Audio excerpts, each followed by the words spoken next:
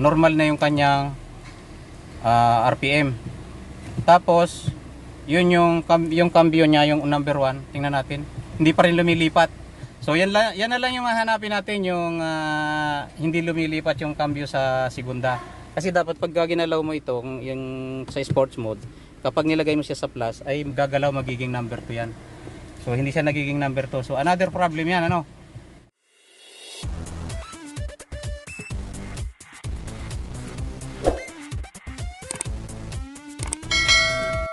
Yun, assalamualaikum warahmatullahi wabarakatuh. Peace be with you all mga kamati. Kumusta po kayo? Welcome to my channel once again, ano. This is Amir, your Matic Master. Ang video ito ay karugtong ng previous nating vlog, ano, yung gumawa tayo ng Elantra AD na mataas ang idling at saka mayroon check engine. Ito pa rin yung sasakyan na yun. At katulad nung sinabi ko doon na mayroon siyang another problem, yung bumababa yung kanyang shifting sa number 1 kapag tumatakbo, o kaya ay pagka ginalaw-galaw natin yung yung pag ginalaw-galaw natin yung shifting lever ay hindi siya pumapalo sa dos sa number 2, dapat ay magpumalo siya number 2. So gusto kong i-share sa inyo ito, maiksing video lang para another idea at another kaalaman din, baka sakaling ma-encounter ninyo, ano. So ito yon, nandito na ngayon yung ating sasakyan. Waiting parts pa rin ito dun sa request natin na crankshaft sensor, pero okay na siyang tumakbo. Narotis ko na okay nang tumakbo. Hindi na siya tumataas yung idling at saka wala nang check engine, din na lumalabas. So yun namang pag-uusapan natin dito ay yun namang pagpalo ng cambio o pagbagsak ng cambio mula sa halimbawa ay number 2 o number 3. Kapag tumatakbo ka ay bigla siyang babalik sa permera. So delikado yun, ano. So ito yung aking experience at kadalasang na-encounter ko ito sa mga Sonata na may mga ganitong klase ng components. Ito ay sa mga 2012 pataas yan sa Sonata. Sa Elantra nangyayari din talaga ito, saka sa mga Tucson magkakapareho sila ng mga safety features. So gusto ko lang i-share sa inyo, ano, isa sa mga symptoms na aking nakita rito mga kamatik ay kapag kaniliko mo yung manubela ng pakanan o pakaliwa, biglaan ay tumutunog yung radyo, nag-uon yung radyo, ano. So doon tayo nagbase ng troubleshooting sa pagtunog ng radyo. Kasi nung road test ko, nagtataka ako, bakit biglang tumutunog ang radyo nito samantalang hindi naman natin inuon. Ang dahilan kaya tumutunog yung radyo, ito pakita ko sa inyo, no? Yung radyo natin, yan, mayroon siyang power on dito, ayan, ano.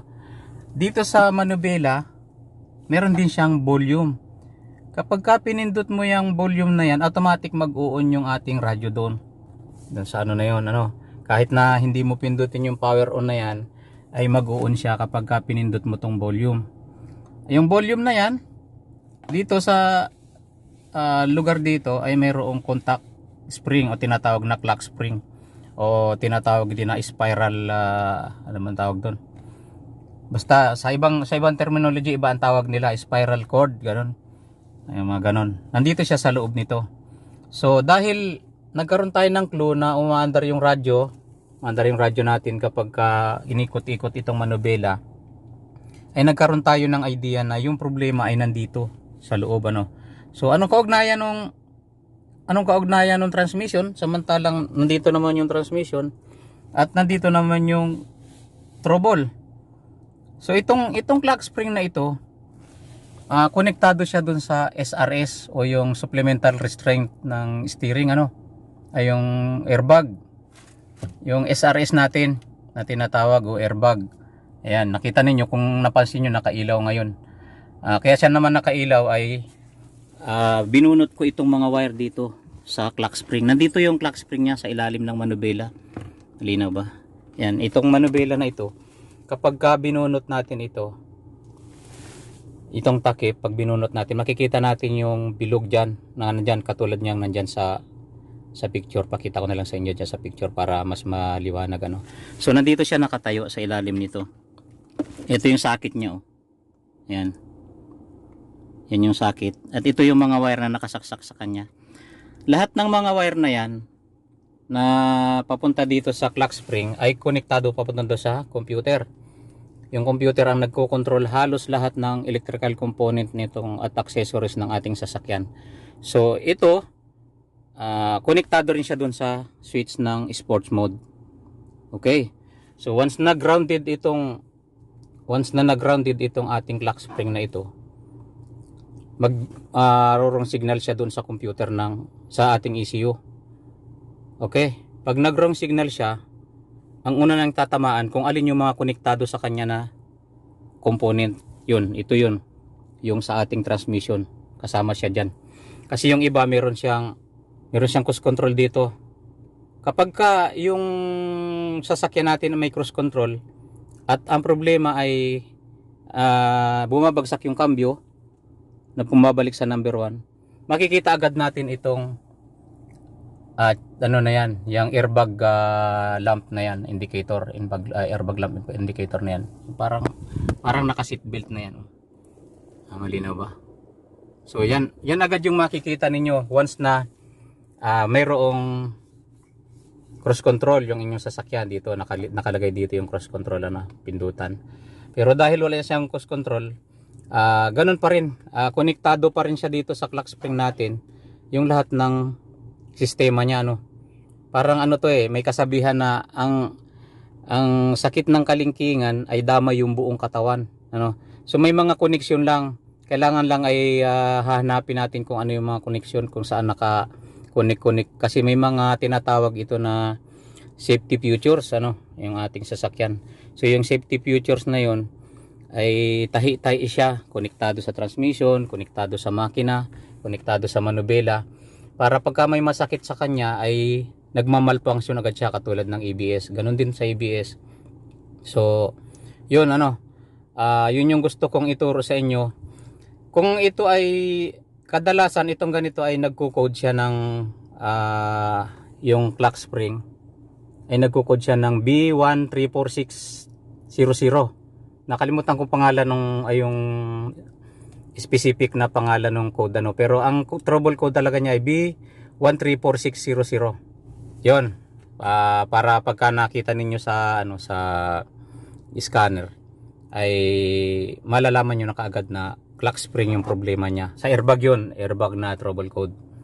So yun, papalitan natin to ng clock spring.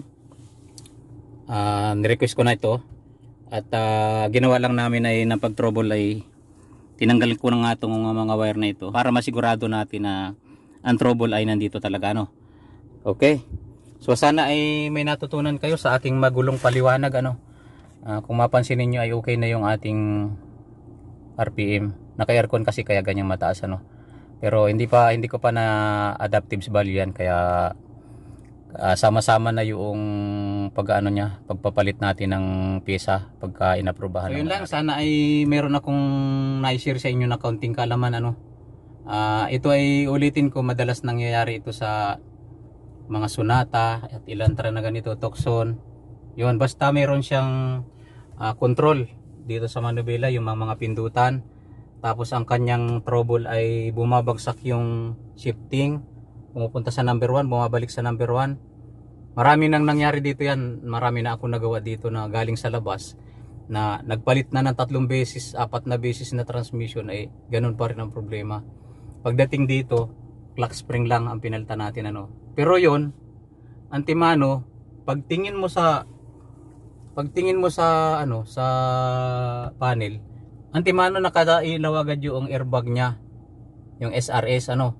Kapag nakailaw yun at yun ang complaint ng customer ay bumabagsak yung ano, yung cambio, ay i-scan ko lang tapos automatic papalitan ko na kaagad yung clock spring niya. Yun na yung trouble nun, sigurado na yun. Naibase sa ano natin, sa karanasan, at proven naman yung ating mga karanasan na yun. Minsan yung karanasan ay talagang ano hindi matatawaran ano. Yun, kaya yung mga karanasan ko ay gusto kong ibahagi sa inyo. For free na yan, for free na. Basta Huwag niyong kalimutang mag-subscribe. Paki-hit yung notification bell at paki-pindot yung all para lahat ng kaalaman ko na pwede kong i-share sa inyo ay makuha ninyo.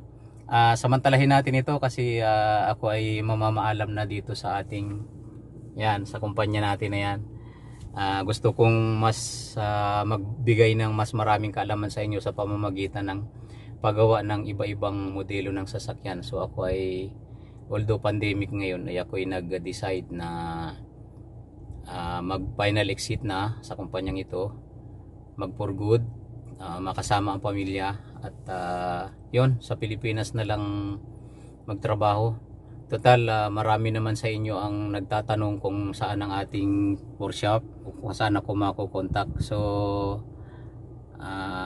hinihingi ko yung inyong suporta at tapos ay kung ako'y may maitutulong din sa inyo kapag ako'y nasa Pilipinas na, kontakin nyo lang ako. At kapag abot ng tanaw at abot ng barko, may kalsada, pupuntahan natin.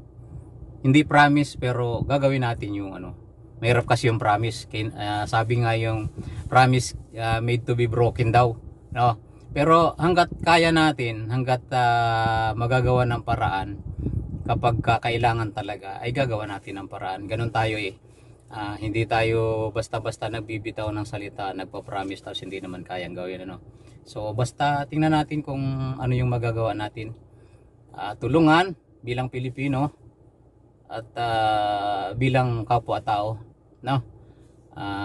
Hindi ko naman hangad na sarili nitong kaalaman na to, medyo nagkakaedad na rin tayo. Ang gusto ko ay isalin sa aking mga anak, o kung mayroon mang gusto magmana sa aking mga anak ng trabahong ito, ng kaalaman na ito. At kung hindi naman ay may pasa ko sa mga mekaniko, sa mga aspiring na mekaniko na nandyan, mga nanonood. Alam ko may mga mekanikong nanonood dyan sa atin, mga beginners, at kahit na siguro yung mga master na technician na rin ay nandyan nanonood. Ano, maraming salamat sa inyo.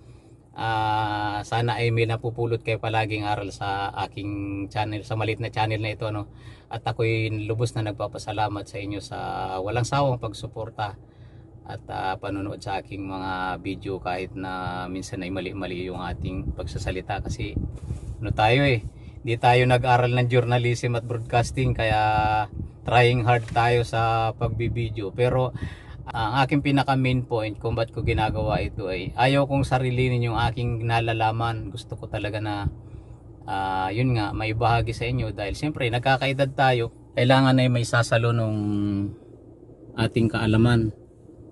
May mga darating pa kasi mga ibang mga modelo ng mga sasakyan, ito ay pa-upgrade ng pa-upgrade. So kapag alam mo yung basic at nalaman mo yung basic, natutunan mo sa Kinematic Master, ay madali na sa iyo yung mga susunod na modelo. Ganun din ang nangyari sa akin. Simula sa school, in-explore yung mga natutunan ko sa school, at pagkatapos ay nung ako'y medyo maaga akong nag-abroad eh. 20 years old, para sa kaalaman ninyo kung hindi naman tinatanong, pero 20 years old yan, nandito na ako sa Saudi Arabia. So pagdating ko rito, malakas ang loob ko sa mga pagsira ng mga sasakyan para explore lang. Tapos supportive na manager, na mga amo na sige, kaya mo yan, ayun, doon ako natuto. So simula noong nag-umpisa akong mag-abroad, pinili ko yung mga komplikadong mga bagay na pag-aralan. At ito na ngayon, pagka naumpisahan mo sa mga basic, kahit dumating sa iyo yung mga advanced na mga electronic na design, ay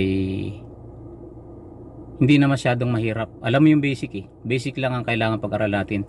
Hindi mo kailangang hangarin agad yung mga sophisticated na design. Kusa mo na lang malalaman yan.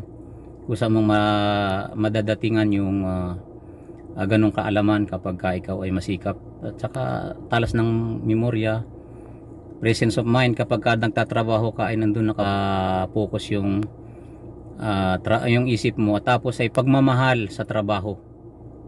Yun ay isang advice na gusto kong ibigay sa mga tao gustong maging successful na mekaniko.